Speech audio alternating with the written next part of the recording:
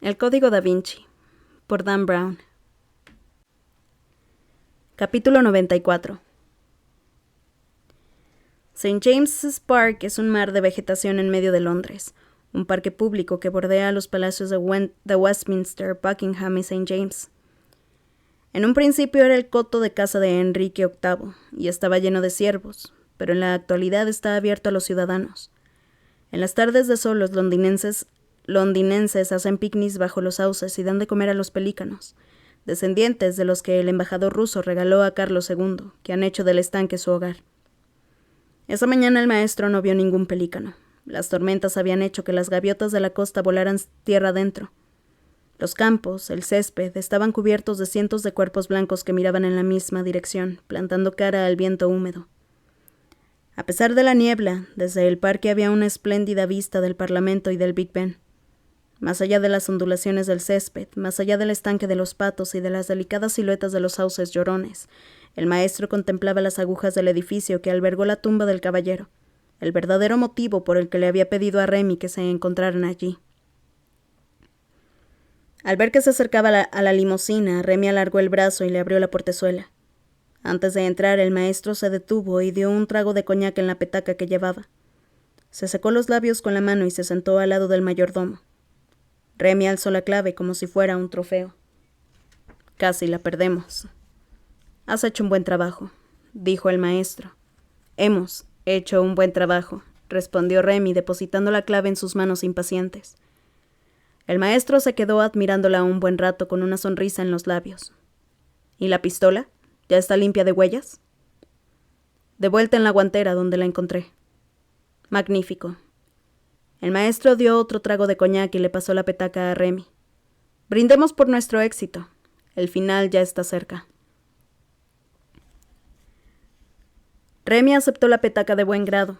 El coñac se había salado, pero no le importó. Ahora el maestro y él eran verdaderos compañeros.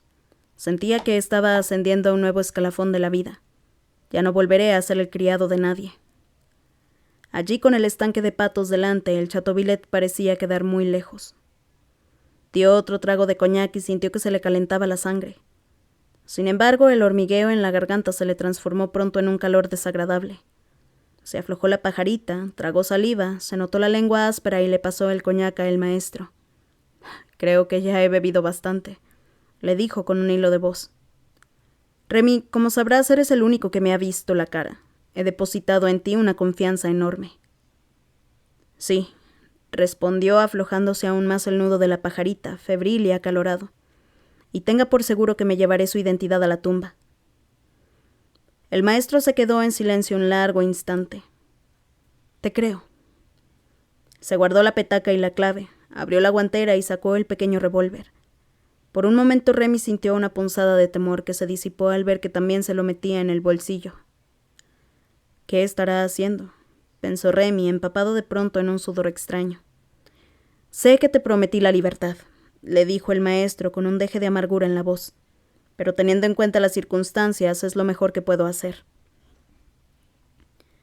Volvió a sentir la quemazón en la garganta y se agarró al volante. Se llevó la otra mano al cuello y notó que el vómito le subía por la tráquea. Emitió un grito apagado tan débil que no se oyó fuera del coche. De pronto entendió por qué el coñac estaba salado. Me ha envenenado. Incrédulo, Remy se volvió para ver al maestro, que seguía tranquilamente a su lado, mirándolo al frente a través del parabrisas. Ahora estaba empezando a nublársele la visión y le faltaba el aire. Si lo he hecho todo por él, ¿cómo ha podido hacerme esto?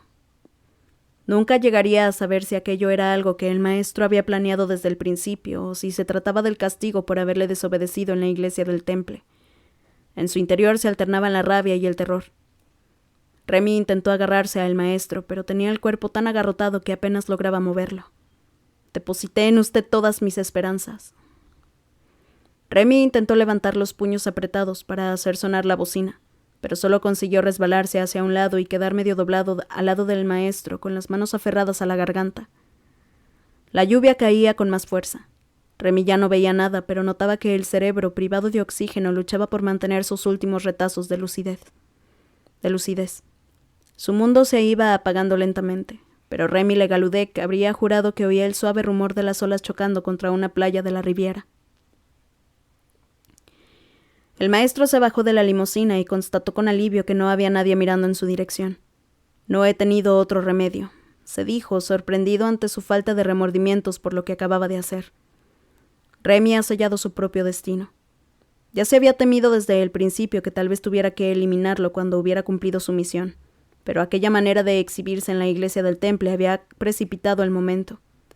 La inesperada visita de Robert Landon al Chateau Villette había representado para el maestro simultáneamente un golpe de suerte y un dilema. Landon había llevado la clave hasta el centro mismo de la operación, lo que había sido una agradable sorpresa, pero también se había traído consigo a la policía, que le iba siguiendo por todos lados. Las huellas de Remy estaban por toda la casa y por todo el puesto de vigilancia instalado en el cobertizo desde donde el mayordomo había realizado las escuchas. Por suerte siempre se había cuidado mucho de que no hubiera ninguna relación entre las actividades de Remy y las suyas. Nadie podría implicarlo a él a menos que el mayordomo hablara, y aquello era algo que ya no le preocupaba. Y aquí queda otro cabo suelto por resolver, pensó dirigiéndose a la puerta trasera de la limusina. La policía no sabrá nunca lo que pasó, y no quedará ningún testigo con vida para contárselo.